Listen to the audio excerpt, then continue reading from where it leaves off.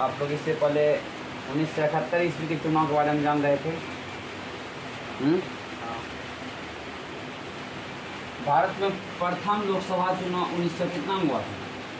52 ईस्वी में। फिर दूसरा कब हुआ? 57 ईस्वी में। उसके बाद 1962 में, 19 के बाद 1967 में। उसके बाद ये दोनों के बीच की एक कहानी है। 1969 ईस्वी में भारत के राष्ट्रपति डॉक्टर आपको जाकिर हुसैन साहब का मौत हो जाता है, जो कि डॉक्टर जाकिर हुसैन साहब 1967 ईस्वी में भारत के क्या बनते हैं? राष्ट्रपति बनते हैं। 69 में इसका असमय मृत्यु हो जाता है। इनके मृत्यु के बाद हमारे भारत में राष्ट्रपति चुनाव के लिए आपको कांग्रेस पार्टी में विभाजन हो जाता है। होता क्या है कि कांग्रेस पार्टी का उस समय में अध्यक्ष रहता है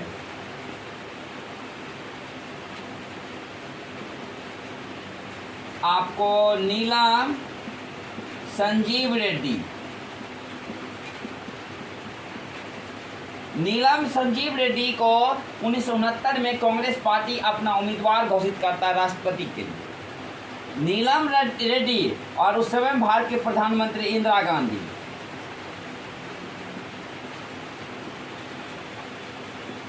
इन दोनों के बीच में मतभेद रहता है। इन दोनों के बीच में मतभेद, यानी इंदिरा गांधी और नीलम संजीव रेड्डी के बीच में क्या रहता है? मतभेद। इसलिए इंदिरा गांधी इनको सपोर्ट नहीं करती, जो कि दोनों एक ही पार्टी में। डॉक्टर जाकिर हुसैन समय के ही काल में वीवी गिरी हमारे भारत के उपराष्ट्रपति थे।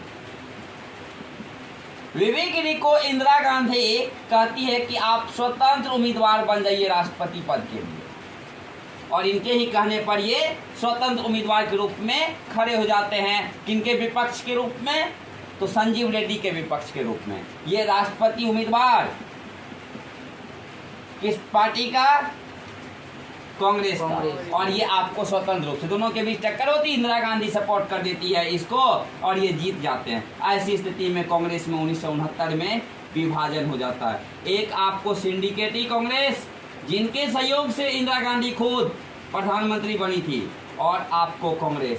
यही कांग्रेस को साबित करना था 1971 के चुनाव में कि क्या ये मैं हूँ या ये है मैं हूँ, यानी नेहरू का उत्तराधिकारी वाला पार्टी कौन है। तो आपको वही 71 के चुनाव में आपको इंदिरा गांधी को दिखाना था, और इंदिरा गांधी ने गरीबी हटाओ का नारा दी थी। कांग्रेस पार्टी को 1952 के चुनाव में आपको 364 सीट पर जीत मिली थी, और 1957 में 300 कितना पर? 71 पे, और आपको 62 में 361 पर, और 67 में 283 पर। वही कांग्रेस 1971 के गरीबी हटाओ का नारा देकर के 352 सीटों पर सफलता प्राप्त कर लिया। कितना पर? 352। और सहयोगी दल को मिला करके 375 सीट प्राप्त कर लिया, क्योंकि उस समय में सीपीआई यानी भारतीय कम्युनिस्ट पार्टी इन्हीं के साथ थी। तो 300 कितना सीट प्राप्त कर लिया? 75, यानी 352 सिर्फ कांग्रेस पार्टी प्राप्त किया। कितना ईस्वी के चुनाव में? और इंदिरा गांधी भारत के प्रधानमंत्री बन गई। 71 में ही मैंने आपको बताया था कि भारत से ही आपको पाकिस्तान बना, पाकिस्तान से ही बांग्लादेश बना। तो पूर्वी पाकिस्तान में आपको पश्चिमी पाकिस्तान के मुद्दों को लेकर विवाद चल रहा था, खास उर्दू बनाम बांग्ला को लेकर के। इंदिरा गांधी उसी समय में उसको सपोर्ट कर देती है, क्या बनने के लिए? बांग्लादेश बनाने के लिए। और इसी मामले को लेकर भारत पाकिस्तान के बीच में 1971 में युद्ध हो जाता है। हम इसका वीडियो आपको अलग से बनाएंगे। तो आपको ऐसी स्थिति में 1971 में आपको पाकिस्तान की हार हो जाती है, और भारत के और भारत के प्रधानमंत्री इंदिरा गांधी और पाकिस्तान के शासक जुल्फिकार अली भुट्टो के बीच में शिमला में समझौता होता है। कहाँ होता समझौता? शिमला कहाँ है? हिमाचल प्रदेश।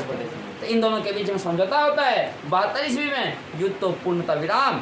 72 में जिन इंदिरा गांधी ने 71 में नारा दी थी गरीबी हटाओ का, 72 में हर सामान का दाम बढ़ जाता है, और बेरोजगारी बढ़ जाती है, भ्रष्टाचार बढ़ जाता है। 73 में और ज़्यादा बढ़ जाता है, और उस 74 में 73 की तुलना में और ज़्यादा बढ़ जाता है। ऐसी स्थिति में 1974 ईस्वी में, कितना ईस्वी में? 1974 ईस्वी में गुजरात में, कहाँ? गुजरात में जनवरी माह में छात्र लोग आंदोलन कर देते हैं। कहाँ? गुजरात में कौन माह में? जनवरी माह। और आपको बिहार के पटना में मार्च महीने में छात्र लोग क्या करते हैं? आंदोलन करते हैं, जो आपको एक छात्र आंदोलन कहलाया। कौन सा आंदोलन कहलाया? छात्र आंदोलन। कितना ईस्वी में? 1974 कौन कौन राज्य से? गुजरात। गुजरात और बिहार से। तो हम लोग बिहार की बात करते हैं। 74 में जब आपको बिहार के पटना से छात्र आंदोलन आरंभ हो जाता है, तो छात्रों को नेतृत्वकर्ता का अभाव रहता है। ऐसी स्थिति में सारे छात्र जाते हैं किसके पास? जेपी साहब के पास। जेपी साहब, जिसका नाम था जयप्रकाश नारायण। क्या नाम था? जयप्रकाश नारायण।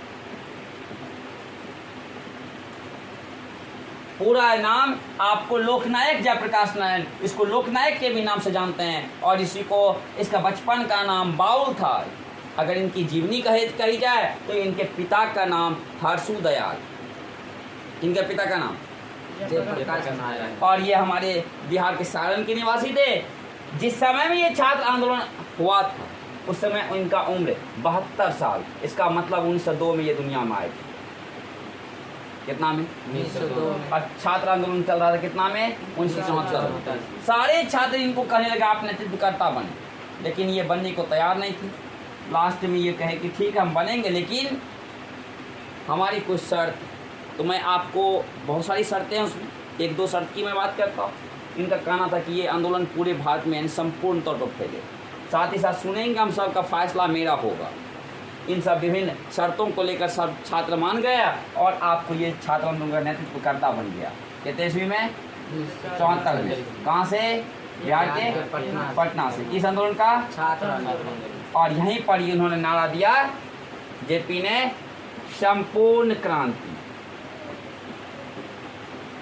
जो क्रांति अगर आप देखी जाए तो ये क्रांति का नाम था संपूर्ण क्रांति। अब नारा है भावी इतिहास हमारा है। कितना ईस्वी में दिया? 1974 में। 74 में कांग्रेस के अध्यक्ष उस समय में बन चुके थे डी.के. बरवा। डी.के. बरवा, जिसका अगर पूरा नाम देखी जाए तो देवकांत बरवा। कौन बरवा?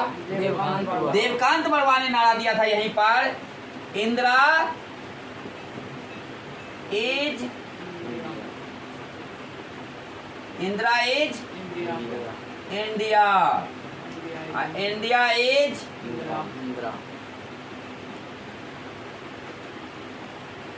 इंदिरा।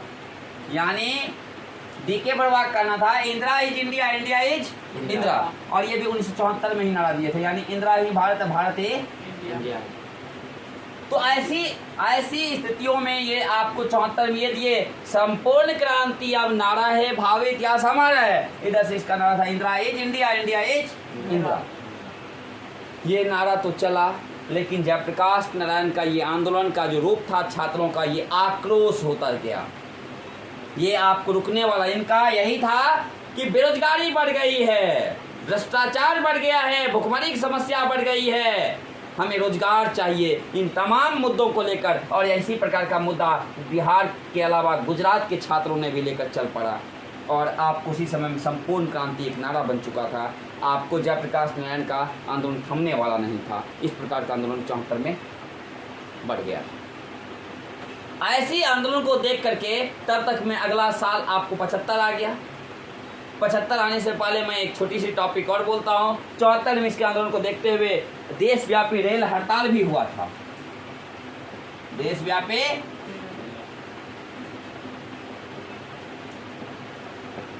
कौन हड़ताल? और ये हुआ था किसके नेतृत्व में? जॉर्ज फर्नांडिस के नेतृत्व में। किसके नेतृत्व में? कितने ईस्वी में? 1974 में।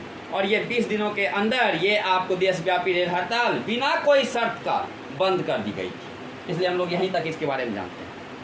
तो जॉर्ज साहब बिना कोई संधि के किए हुए ही आपको रेल हड़ताल क्या किया? बंद कर। क्योंकि रेल हड़ताल का मतलब आप सोचिए कि अगर एक दिन ट्रेन बंद हो जाए तो लाखों लोग एक जगह से दूसरी जगह इंडिया में जाना छोड़ देंगे।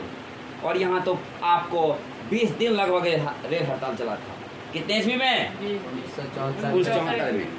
कितने ईस्वी में? 1974 आप हमें कमेंट के माध्यम से बताएं कि जॉर्ज का पूरा नाम क्या था, जिसके नेतृत्व में आपको छात्र आंदोलन के अलावा आपको रेल हड़ताल हुआ। तो ये आपको कितने ईस्वी में हुआ था? 74। 75 ईस्वी आते आते इंदिरा गांधी को लगा कि मेरी सत्ता अब कहीं खतरे में ना पड़ जाए, क्योंकि एक आपको मामला भी चल रहा था। मैं आपको अलग बताऊंगा कि आपको इलाहाबाद कोर्ट में इसके खिलाफ में समाजवादी नेता ने 71 के चुनाव का मामला लेकर के कोर्ट में केस भी किया था, जो आपको मामला को खत्म कर दी गई थी सुप्रीम कोर्ट के माध्यम से। तो आपको इंदिरा गांधी को 75 में लगा कि मेरी सत्ता खतरे में है। तब तक में हमारे देश के जो राष्ट्रपति हैं, ये आपको बीबी गिरी जो 69 में राष्ट्रपति बने, ये कब तक रहे? 74 तक। और 74 में बन चुके थे आपको राष्ट्रपति कौन? फखरुद्दीन अली अहमद। फखरुद्दीन अली अहमद। इसके पास 75 में 25 जून को पहुंचती है इंदिरा गांधी और कहती है आपातकाल घोषणा करने की बात। आपातकाल, और मैं आपको एक अलग वीडियो के माध्यम से बताऊंगा हमारे देश में आपातकाल 3 प्रकार के होते हैं। तो यहाँ आप जान लीजिए कि एक आपातकाल होता है राष्ट्रीय आपात, जो आपको अनुच्छेद 352 का प्रयोग होता है। एक होता है आपको वित्तीय आपात और एक होता है आपको राष्ट्रपति शासन। एक के तहत अनुच्छेद 352, एक के तहत अनुच्छेद 360 और एक के तहत अनुच्छेद 356 का प्रयोग होता है। लेकिन राष्ट्रीय आपात का अनुच्छेद 352 होता है, जो युद्ध का खतरा, देश में विद्रोह की खतरा, ऐसी स्थितियों में लागू की जाती है। इंदिरा गांधी यही राष्ट्रीय आपात की घोषणा करवा देती है फखरुद्दीन अली अहमद के माध्यम से 1975 ईस्वी में। कितना ईस्वी में? 1975। उस 75 में जैसे आपातकाल लागू होता है, देश में हर जगह विभिन्न नेताओं की गिरफ्तारी आरंभ हो जाती है। विभिन्न नेताओं का गिरफ्तारी आरंभ हो जाती है। देश में विभिन्न प्रकार की समस्याएं पैदा हो जाता है। कहा जाता है कुछ समय में 676 नेताओं को देश में गिरफ्तार कर लिया गया था। आम आदमी तो अपार की संख्याओं में गिरफ्तार की जा रही थी। कब? आपातकाल के समय में। यही समय में आपको कहा जाता है, कुछ विपक्षी पार्टियों ने उस समय में आरोप भी लगाया कि इंदिरा गांधी का देखिए, अगर बात की जाए तो इंदिरा गांधी का शादी हुआ था फिरोज गांधी से। फिरोज गांधी और इंदिरा गांधी से 2 बेटा पैदा हुआ था, राजीव गांधी और संजय गांधी। राजीव गांधी तो उतना आपको कोई तरह की बात इस आपातकाल के दौरान नहीं कर रहे थे। संजय गांधी का वर्चस्व थोड़ा ज़्यादा चलता था। आरोप लगा कि संजय गांधी आपको इस चीज़ का फायदा उठाया कि माँ हमारी क्या है? प्रधानमंत्री है। ऐसी स्थितियों में इन्हीं के सहयोग से कहा जाता है कि हमारे देश में एक आपको बंध्याकरण की नीति अपनाई गई थी। क्या?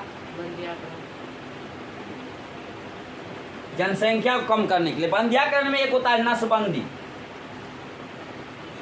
एक होता है नलिका बंदी।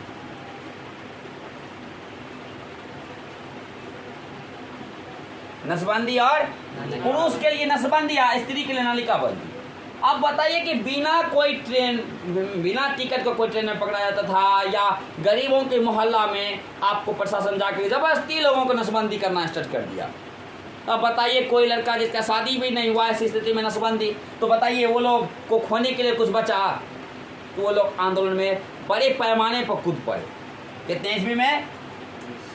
1975 ईस्वी में। 76 में कही जाती है कि आपको केरल में एक इंजीनियरिंग कॉलेज का छात्र, जिसका नाम था आपको पी राजन के मित्र थे जोसेफ चार्ली।